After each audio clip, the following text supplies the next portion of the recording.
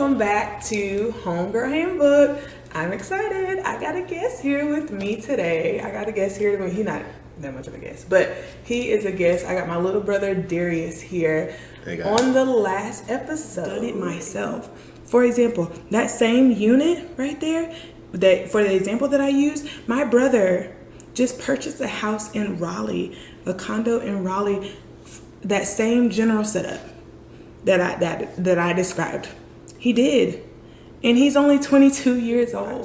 The last episode, I spoke about my little brother actually doing some of the things that I spoke about as far as buying his first home. So he is here today to explain first time home buyers, questions that they have, all of that stuff. So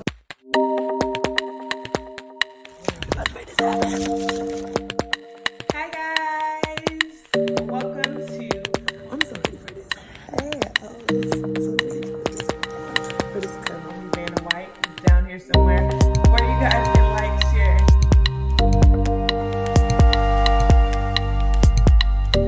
Let's get into the first question. Okay, so we got a couple questions. We're just gonna ask him. It's similar questions that people have been asking, first time homebuyers, stuff that I hear all the time as an agent. So we're just gonna have him give you all the real deal on these type of things, okay? So question number one, what was the process, and was it as hard as you thought it would be? It was terrible. Don't do it. No, I'm just playing. It was actually super easy. Not super easy. It was easy. It was just a lot of paperwork, getting stuff to them. They were asking for paperwork, documents. You get it, send it to them. We live in a day of internet and Wi-Fi, so you can just get it, you can just screenshot it, or take a picture of it, send it to them. That's all they really need. Yeah, so it's not that bad. As kids growing up, we assume when you hear a mortgage or you hear buying a house, this is a big thing. And it is a big thing to a certain extent, but it's not as hard as they make it seem. So it's definitely not something you want to wait to do, okay? So next, what were some questions that you had about the process that you feel like you kind of learned more about it? Or that you remember, some key points? I kind of learned the whole process, because I'd never bought anything, had to finance anything. So this was all new to me. So I learned from scratch because I didn't even think I could even do it. So I was just I don't know. Y'all, he asked so many questions. So many questions. It was a little easier because I remember, it's my sister, so I could just shoot her a text and be like, call hey, me bro. at 11 p.m. and ask me the most random question. Be like, okay, I was asleep, but I'm up now. After I signed and I closed, we didn't talk for a good 2 weeks. I needed some time. It was too much for me. It was too much. He had access to me more than my other clients, and it was. And I used that access. It was too much. Okay, what were some things that you needed to get pre-approved? You needed to bring to the lender, and about how long did that take you to do that?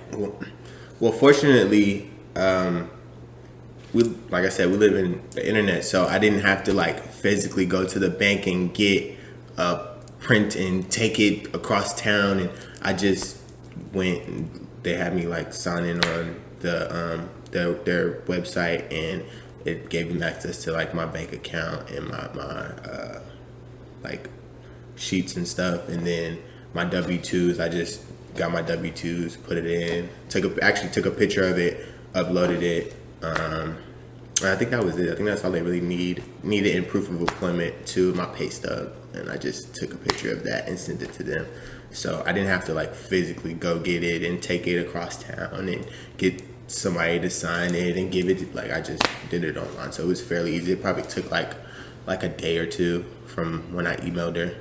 Yeah, so actual pre-approval shouldn't take that long, and you don't necessarily have to go into a bank to get pre-approved. There are other online companies or banking institutions that you can use, such as Movement Mortgage, such as Rocket Mortgage, Loan Depot, different companies like that. They don't have physical establishments, but they actually can get you pre-approved. And being that they don't have physical establishments, they can get it done quicker because they're using the computer to do you everything. So it cut down on a lot of time with him. And for real, it probably was like 2 days, and we were out looking for houses as soon as he got it pre-approved. So that's definitely the way to go. So while you were getting pre-approved or before, what type of home did you think you was gonna get? I didn't know. I really didn't think I could get one. I'm not even gonna lie. I didn't think I could get one. I knew it wasn't gonna be no 2,000 square foot ranch house. Like, I knew it wasn't that, but I didn't know it. I didn't think I could get anything, and I was like, okay. I thought everything was gonna be like $3,000 a month. It's like I don't do that.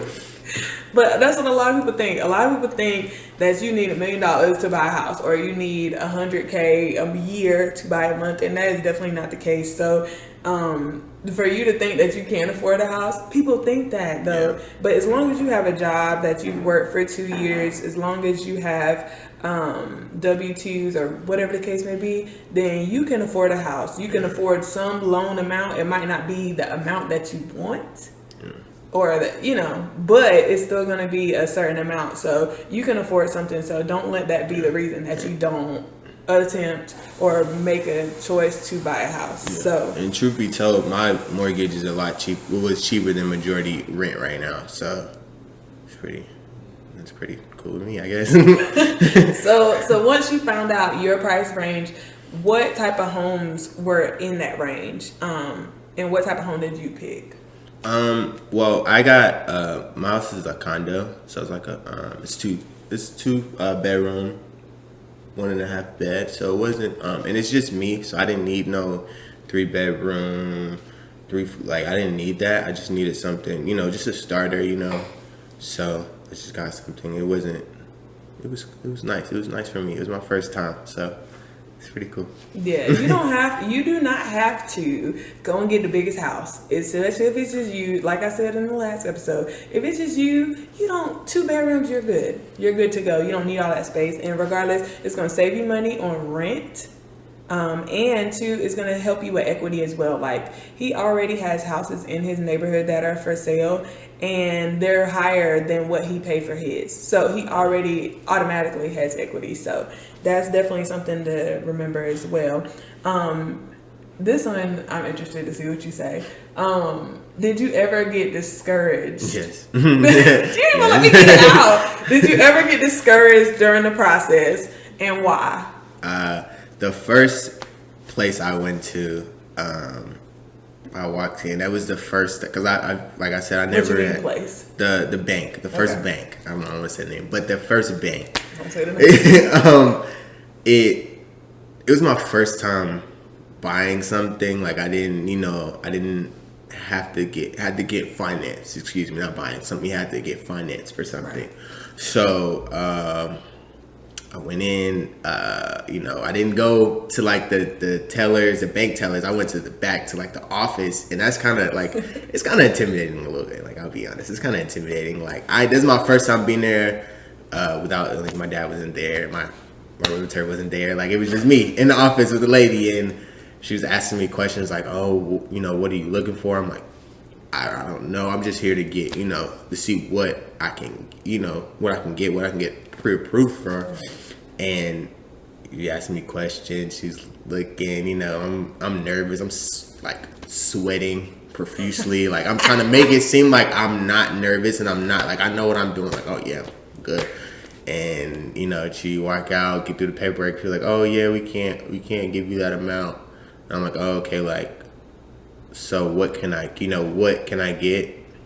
It's like, oh, it's not really like that. It's kind of like, what you ask for. Like, if you get approved, you don't, and not. So then I'm like, okay, like, then I walk out. I call D because it's a realtor. She done had 2 houses. So I'm like, she know it. I'm like, calling, yo, they said no. Like, I don't know what to do. Like, I'm kind of sad. Like, I don't know what to do. Let me tell y'all, that is a pet peeve of mine, because people really feel like that because banks and financial institutions, they give you that notion of you can't meet this certain number, which is like the average in that area, that you can't afford to buy a house. And that is not the case. Like I said a few minutes ago, if you have a job that you have worked for 2 years, you don't have any foreclosures or anything like that in your background, you can afford a house. You make money.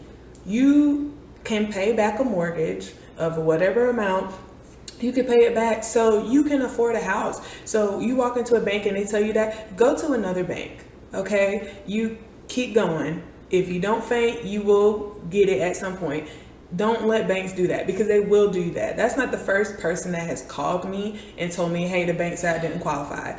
As a first-time home buyer, you don't know what amount you can afford. So you can just walk in there and say, hey, I'm thinking about like a $500,000 house, not knowing what the salary looks like to get that. And they're like, you can't afford that. Sorry, next. And that's not the case. Okay, even if that amount that you can afford is only $100,000, we're gonna find you something in that $100,000. And there are things out there. It might not be a mansion like you want. It might not have 5-car garage or backyard or whatever, but you need to get what it is that you need, and you can find something in that price range. It might be a little work, but you can afford something. So that's a pet peeve of mine. I'm gonna do an episode about that just so I can vent. And how she, like, what kind of calmed me down, like how she explained it was like, it's not that you can't afford something, it's just they only get so many a month, so right. they're gonna go for the, I was just getting a 2-bedroom, 2-bath, so that wasn't a priority to them. They're looking for $500,000 houses and $600, like they're looking for the big bucks, so they get paid off of that. Right. So that's what they're looking for. So they're not gonna waste their time with me because I'm not getting something super big. So that's how she explained it. And that's why it's important for lenders too. You get a lender that you trust or that you can talk to. That way they can explain those things, and they're going to go hard for you. One of my main lenders that I work for, I got her on his case, and she took care of everything. We're going to get you in what we need to get you in there. It's like, we're going to make sure you got what you, and through the whole step. And I let her know, hey, he's a first-time home buyer, so be careful with him. Right? He can easily be hurt because he doesn't know how the process works. We want to make a good first impression so that he'll come back to us and buy houses going forward, right? And that's how it should be. Certain banks, if they have 50 people coming in a day, if your budget's not as big, they're not going to pay you as much attention as somebody walking in that can afford a $700,000 house. It's just the way it is. But you find yourself a good lender, especially those online lenders that I was talking about. You find one of those, they don't care because they don't really have a cap as much as a physical bank. So that's definitely the way to go. Next question. Do you still look at houses now, being that you bought yours and you moved in? And if so, like, what are you seeing out there? Yeah, I'm looking all the time. Like, I just find myself like checking in like social media, That's just looking, going on Zillow, looking, and like, oh, this is nice. Oh, this is cool. Oh, if this was out there, that would have been cool. Oh, this is $1 million house. Like, this is really nice. And like, why is this? Or like, you go look at the $1 million house. It's like, oh, okay, I would pay that, even though I can't afford to pay it. But I would pay that. I would pay that. It's a process. But the stuff that I was looking, I found that the stuff that I was looking at, when I was looking for my house, has went up. The price has went up a little bit. So yeah, keep that in mind. It's going up a little bit, so you might want to act fast. You want to get in it as soon as possible. It goes up on a regular basis, literally. I think you've been in your house, a month now? Yeah, a little bit, yeah. A month and a half or so, and it's already gone up. And I just told you some of the ones in his neighborhood are selling for more than what his sold for. Yeah. So now is the time. We don't have time to waste. You don't have time to waste. You can't afford to waste time. So we got to get you in it as quickly as possible so you can be living a life like him, gaining equity, saving money, bossed up, having your own place, right? All right, last question that we have.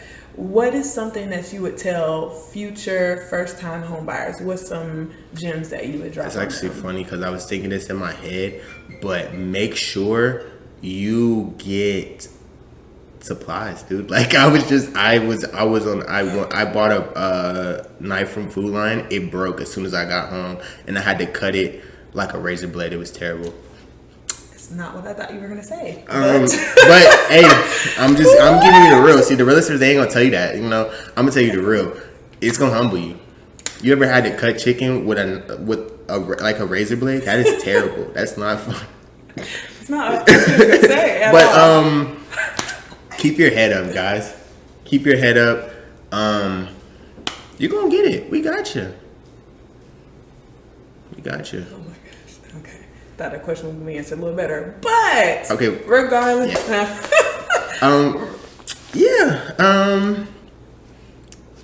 You got this. Okay. All right. Well, guys, that's all the time we have. Regardless to all the information that you heard, there's a lot of information here, a lot that can help you. I am an agent. I can help you buy and purchase a house just like I helped my brother. The type of houses, no matter what the budget is, we can find something for you in the North Carolina area. So just let me know, email me, text me, follow me on social media pages at Homegirl Handbook. And I love y'all. Talk to y'all later. Love Bye. you guys.